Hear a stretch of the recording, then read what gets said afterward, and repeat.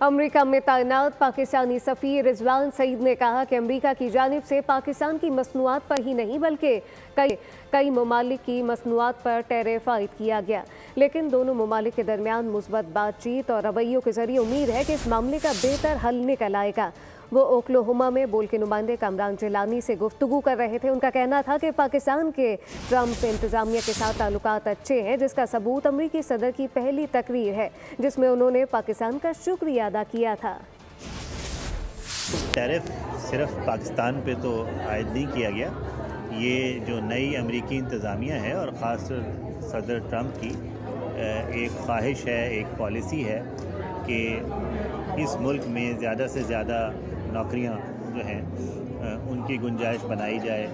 ज़्यादा से ज़्यादा मसनूआत जो हैं वो दुनिया भर में जो पैदा की जा रही हैं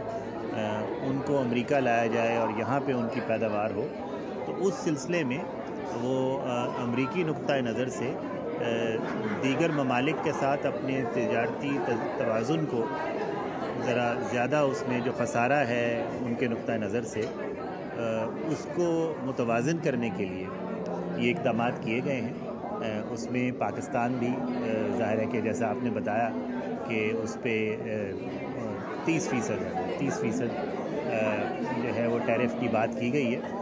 तो हम पहले भी थे और अब भी जो अमरीकी इंतज़ामिया है उससे राब्ते में है और हमें उम्मीद है कि गुफ्त व शनीद के ज़रिए, सिफारतकारी के ज़रिए, मस्बत रुझानात के ज़रिए, मस्बत रवैयों के ज़रिए और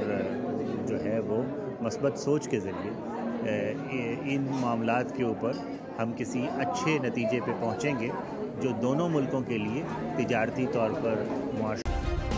सब्सक्राइब करें और बेल दबाएं ताकि कोई खबर रह न जाए।